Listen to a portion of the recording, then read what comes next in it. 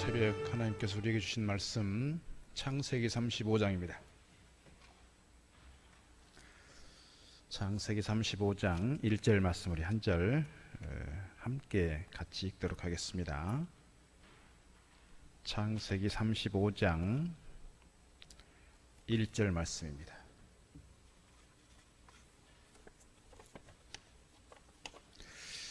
우리 한 목소리로 같이 읽도록 하겠습니다. 하나님이 야곱에게 이르시되 일어나 베델로 올라가서 거기 거주하며 네가 네 형 에서의 낯을 피하여 도망하던 때에 네게 나타났던 하나님께 거기서 제단을 쌓으라 하신지라. 아멘. 2월의 첫날 저 앞에 나오신 여러분에게 성령의 충만한 은혜가 함께 하시기를 바랍니다. 벌써 1년 코로나 때문에 우리가 어려운 시간을 보내고 있는지 벌써 1년이 지났습니다. 그럼에도 한 달 한 달 새로운 달이 시작이 되고 또 하루하루가 우리에게 주어지는 것은 하나님의 은혜다, 또 하나님의 선물이다, 이런 생각을 갖습니다. 우리에게 주어진 시간, 우리가 최선을 다해서 하나님을 찾고 주어진 삶을 감당해 가면서 하나님의 뜻을 이루어가고 하나님의 은혜를 누려가는 저 여러분 될 수 있기를 바라겠습니다. 미국에서 전 세계적인 체인망을 가지고 있는 대형 피자 체인이 있습니다. 우리 일동에도 피자집들이 참 많습니다. 제가 우리 교회 부임하면서 사실 좀 이렇게 놀란 게 몇 가지가 있는데, 그 중에 하나가 뭐냐면 이 면 단위인 일동에 무슨 피자집이 이렇게 많은가, 그리고 무슨 치킨집이 이렇게 많은지, 이 사람들 도대체 뭐 어떻게 먹고 살지? 그런 생각이 들 정도로 우리 일동 지역에도 피자집이 많고 치킨집이 많습니다. 주로 이제 우리가 물론 군인들 대상으로 하는 부분들이 많이 있겠지만 그만큼 우리 지역이 소비적인 도시다, 소비적인 마을이다, 이런 생각이 들기도 했고 그렇습니다. 3대 피자 하면 세계적으로 이렇게 우리 일동에도 들어와 있는 피자 이 체인들이 있기 하겠습니다만은 피자헛이 세계에서 22.2% 점유율을 가지고 있다고 합니다. 그러니까 얼마나 많은 피자들이 있겠느냐 그 말이죠. 두 번째가 도미노 피자입니다. 11.7%라고 합니다. 그 다음에 리틀 시저스라고 하는데 아마 여기는 없는 것 같아요. 우리 동네는 이게 한 8.4%. 주로 이 피자집들은 언제 생겨났던 것들이냐면 1950년, 1960년대에 미국에서 출발했던 것이고, 이런 피자집들은 우리나라에 한 80년대쯤 들어왔을 것 같습니다. 그때부터 이제 우리나라가 피자집이 이제 많이 막 붐이 일었던 때가 있었죠. 그런데 갑자기 혜성같이 나타난 피자 업체가 있는데 그게 뭐냐면 파파존스라고 하는 겁니다. 파파존스는 후발주자입니다. 그러니까 이미 50년대, 60년대부터 세계적으로 체인망을 가지고 있었고 세계적인 점유율을 가지고 있는 이 3대 피자가 있는데, 거의 매번 점유율이 이 배로 증가해가는 신생 피자 체인이 있는데 그게 파파존스라는 겁니다. 이분이 36살 젊은 시절에 창업을 했습니다. 우리가 근데 그 배경을 조금 이해를 할 필요가 있는데요. 도미노 피자라든지 피자헛이라든지 리틀 시저스라고 하는 이러한 체인점들은 그들이 얼마나 다양한 피자를 먹을 수 있는가, 다양성을 얘기했던 게 피자헛이라면 도미노 피자는 우리가 얼마나 빨리 배송해 줄 수 있는가, 뭐 이런 거 가지고 어떻게 보면 이제 생명을 걸었다고 그럴까요? 그런 부분들에 대해서 이렇게 홍보를 많이 했고 그런 데에 대해서 특화된 업체라고 말한다면, 이 파파존스라고 하는 이 젊은이가 이 피자집을 다니면서 도대체 자기 입맛에 맛있다고 느껴지는 게 별로 없는 거예요. 피자집들은 그렇게 많은데, 그래서 내가 한번 만들어 봐야 되겠다. 이 피자라는 게 다양성도 중요하고 빨리 배송 받아서 먹는 것도 중요하지만 사실 맛으로 먹는 건데 맛을 제대로 느낄 수 없으니 내가 이 부분에 한번 목숨을 걸어봐야 되겠다. 그러니까 사람들이 어떻게 보면 이 음식의 본질 아니겠습니까? 맛을 낸다고 하는 것은 정말 좋은 재료로 좋은 맛을 내겠다. 그래서 이게 이제 소문이 나기 시작했고 체인점이 늘어나기 시작했고 거의 뭐 매년 점유율이 증가 배가 되는 그런 부분이 있었다라고 하는 것이죠. 음식의 근본은 맛과 음식의 질에 있다라고 하는 것, 이것을 이 사람은 자기 어떤 체인점에, 자기 어떤 업체에 캐치프레이즈로 걸고 특화해서 나가게 되었다는 것이죠. 어떻게 보면 음식이 가지고 있는 그 본질, 음식이 가지고 있는 가장 그 기본에 충실했다, 이렇게 말씀드릴 수가 있겠죠. 오늘날 세상에서 수없이 변화하고 갱신이라고 하는 얘기를 하고 개혁을 외치는 사람들이 있지만 진정한 변화와 개혁이 이루어지지 않는 것은 뭘까 생각하면, 제가 작년에도 계속 강조해서 했던 주제가 뭐냐면 아드폰테스였습니다. 아드폰테스는 기본으로 돌아가자, 본질로 돌아가자, 그런 것입니다. 우리 교회의 어떤 개혁을 얘기하고 교회의 갱신을 얘기할 때, 교회의 변화를 얘기할 때 우리가 어디로 돌아갈 것이냐라고 말하면 가장 기본적으로는 초대교회로 돌아가자는 것이고 종교 개혁 시대로 돌아가자는 그런 의미가 있습니다. 이것이 아드폰테스의 중요한 어떤 의미라고 말씀드릴 수 있습니다. 그런데 우리가 어떤 뭐 제도를 바꿔가고 어떤 시스템을 바꿔가고 어떤 뭐 프로그램을 해가고 하는 것보다도 더 중요하고 더 본질적으로 우리가 정말 회복해야 될 중요한 게 있다. 그게 뭐냐? 본질이라는 것입니다. 본질이 무엇이냐를 찾고 본질에 충실하고 기본에 충실해 가자 하는 것이 어떻게 보면 지금 우리에게 가장 필요한 게 아닐까, 그런 생각을 갖는 겁니다. 그렇다면 그 기본이라는 게 뭐냐? 우리 신앙생활에 있어서 가장 기본이 뭐냐라고 보면 결국은 오늘 말씀의 주제가 뭐냐면 예배입니다. 예배라고 하는 중심적 요소 중에서 가장 핵심적인 게 뭡니까? 말씀입니다. 말씀이고요. 또 하나는 기도입니다. 제가 작년에 믿음의 철인 사정 경기 했습니다. 내내 그 철인 사정 경기도 내내 뭡니까? 기도하고 말씀이었어요. 우리가 아무리 다른 무엇을 한다고 해도 이 말씀과 기도라고 하는 이 가장 기본이 되는 이것을 놓쳐버린다면 우리가 신앙을 회복한다, 믿음을 회복한다 하기 어려울 것이라 하는 거죠. 오늘 우리가 그런 점에서 오늘 말씀을 통해서 우리가 정말 우리에게 있어서 필요한 회복의 요소가 뭔가 하는 걸 좀 찾아가려고 하는 것입니다. 오늘 본문의 내용을 보면 오늘 주인공이 야곱입니다. 야곱은 그 형하고 기질이 많이 달라서 어떻게 보면 어머니의 편애를 받게 되었고 어머니하고 이렇게 쉽게 말하면 짝짝꿍이 잘 맞아서 형에게 가야 될 그 장제권을 이제 동생이 아버지를 속여서 고기를 갖다 잡아드리고 대신에 장자권에 대한 축복을 다 받고 그리고 형하고의 갈등 때문에 같이 생활할 수 없는 상황에서 이제 하란으로 가게 됩니다. 이제 바다나람으로 가는 거예요. 그 거리가, 그러니까 부엘세바, 지금 아버지가 살고 있는 그 집이 부엘세바에서 외삼촌 나반의 집으로 가는 그 거리가 약 880km라고 합니다. 서울에서 부산까지 거리가 460, 470km 정도 된다고 하는데, 그렇다고 하면 이 부엘세바에서 하란까지 가는 그 거리는 약 배가 되는 거예요. 서울에서 부산까지 거의 배가 되는 거라 이 말입니다. 그러니까 뭐 며칠에 갈 수 있는 게 아니고 한 달 정도는 걸어가야 되는 그런 곳입니다.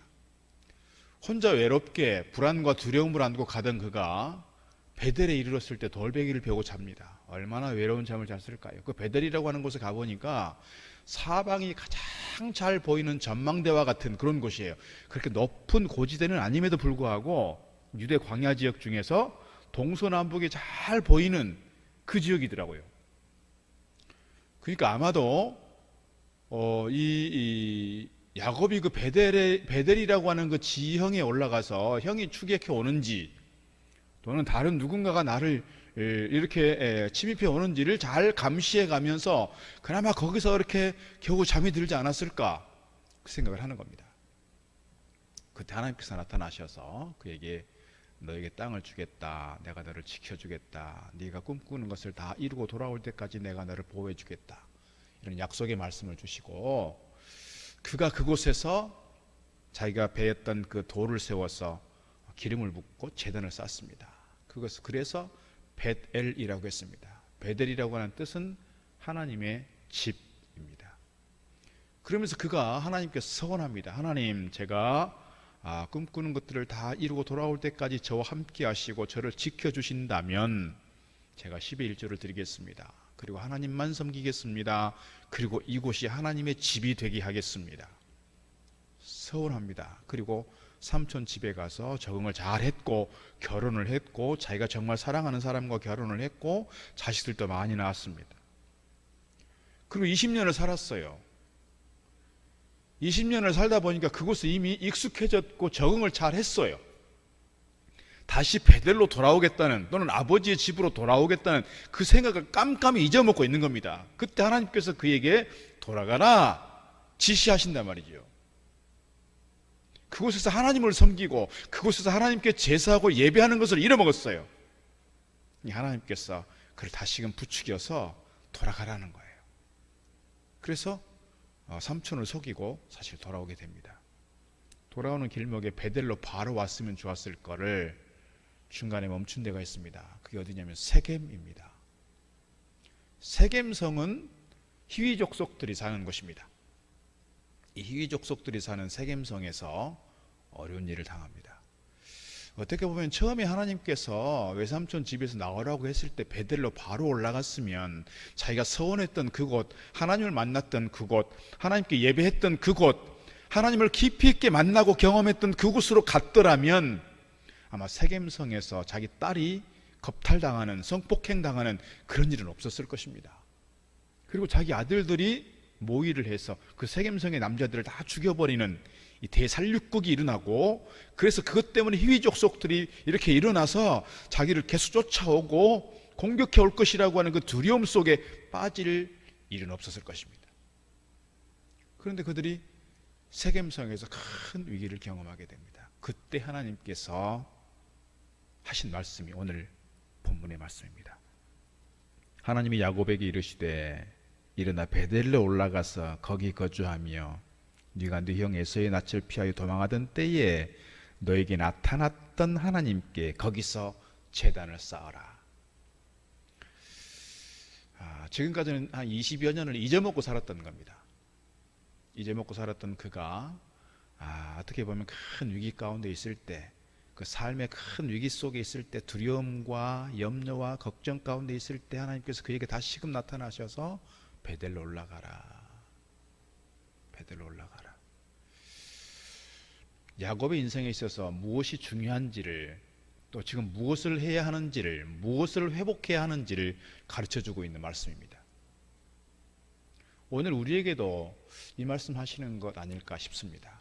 우리가 어떻게 보면 이 코로나 때문에 여러 가지 삶의 문제로 인해서 위기를 경험하고 느끼고, 그래서 두려움 가운데 있고, 어떻게 보면 우리의 마음이 또는 미래에 대한 그런 불안감 속에 살아가는 오늘 이 시대의 백성들을 향해서 하나님께서 베델로 올라가라. 하나님의 임재를 경험했던 그곳, 하나님께 제단을 쌓았던 그곳, 하나님께 예배했던 그곳, 하나님을 만났던 그곳으로 다시 올라가서 예배를 회복하라고 말씀하고 있는 것 같습니다. 우리가 정말 이 시대에 우리가 힘들고 어렵지만 세상 가운데서 휩쓸려 가는 것이 아니라, 세상은 다들 어렵다고 말하고, 세상은 다들 위기라고 말하고, 이게 언제 끝날지도 모르고, 그러나 오늘 우리의 마음 중심은 늘 이것 때문에 염려하는 삶이 아니라 우리의 마음은 늘 하나님께 나아가고 하나님을 찾고 또 찾는 가운데 예배의 삶을 살아갈 때 하나님께서 우리에게 은혜 베풀어 주시는 줄로 믿습니다. 오늘 하나님께서 이렇게 베델로 올라가라 할 때 야곱이 했던 일이 있습니다. 뭐냐면 세 가지 일이 있습니다. 세 가지. 그게 뭐냐면 2절 3절 말씀 보게 되면 그가 지금까지 섬기던 이방신 버립니다.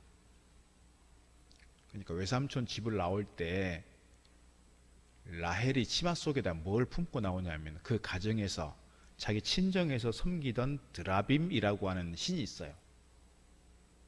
쉽게 말하면 수호신 같은 거예요. 요즘 우리는 뭐 별로 없는 것 같습니다. 예전에 저희가 어렸을 때만 해도 그 절에 열심히 다니던 분들은 집안에 조그만 불상들이 다 있었어요. 그런 수호신, 가정 수호신 같은 그거 드라빔을 훔치고 나왔는데 삼촌이 그러니까 라반이 계속해서 찾음에도 불구하고 치마 품속에 있는 것까지 뒤질 수가 없으니까 모른다, 안 가지고 왔다, 거짓말 치고 온 거죠 사실은. 근데 베델로 올라가면서 그걸 버리는 거예요. 지금까지 라헬은 또는 이 사람들은 그것을 의존해 왔는지 몰라요. 우리가 살아가면서 내가 정말 하나님보다 더 중요하게 여기는 그 무엇, 하나님보다 더 집중해 있던 그것, 하나님보다 더 의지했던 그것이 있다면 그게 드라빔 아닐까요?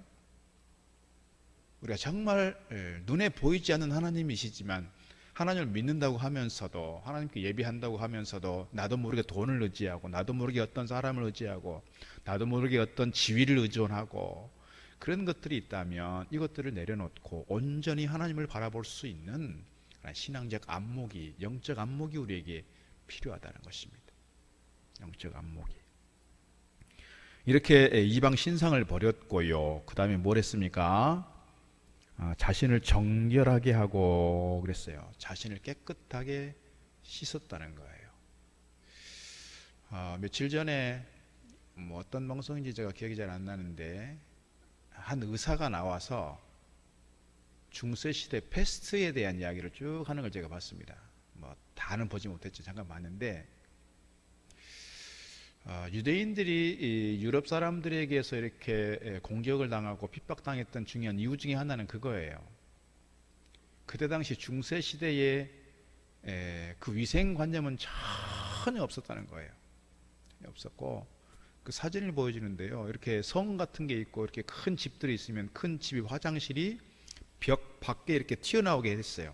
거기서 이렇게 볼일을 보면 길로 떨어지는 거예요, 이게. 그 사람들이 그곳으로 다니고, 그렇게 위생관념이 없던 저들이 패스트가 한번 돌니까 순식간에 유럽 인구의 3분의 1이 죽었으니까요. 그런데 유독 죽지 않는 사람들이 있어요. 유대인들이에요. 유대인들 이유는 뭐였을까요? 그들이 가지고 있는 정결 예식이나 이런 위생 의식들이 철저해서 유대인들은 거의 죽지 않은 거예요. 우리가 어떻게 보면 몸을 씻고 하는 것도 중요하지만 우리의 마음을 씻어내는 일, 하나님께 예배하는 데 있어서 중요한 의식이 아닐까 싶습니다. 내가 정말 말씀의 거울 앞에 내 자신을 비춰가면서 내가 하나님 앞에 어떤 모습으로 살아가고 있는가, 내가 과연 세상과 짝하고 살고 있지는 않는가, 내가 말씀을 떠나 있는 내 모습은 아닌가. 늘 우리가 말씀의 거울 앞에 내 자신을 비춰가면서 내 자신을 씻어내고 또 씻어내는 그러한 영적 작업이 우리에게 필요하다, 이렇게 말씀드릴 수 있을 것입니다. 그리고 또 하나가 있습니다. 뭡니까? 자신을 정결하게 하고 너희들의 의복을 바꾸어 입으라 그랬어요. 의복을 바꾸어 입으라. 새 옷을 입는다. 우리의 생각의 새 옷을 입고, 우리의 마음의 새 옷을 입고, 우리의 삶의 새 옷을 입고. 어떻게 보면 우리가 코로나 때문에 사실은 너무 편리해져가는, 예배를 드리는 데 있어서 너무 편리해져가는, 편리함을 찾아가는 우리의 모습은 아닌가 싶습니다. 이렇게 지금도 실시간으로 이렇게 영상을 통해 예배하는 분들이 계시지만, 물론 부득이하게 그렇게 할 수도 있겠습니다만은, 오늘 우리가 할 수 있으면 예배당에 모여서 예배하는 것에 대해서 사모하는 마음이 있으면 좋겠습니다.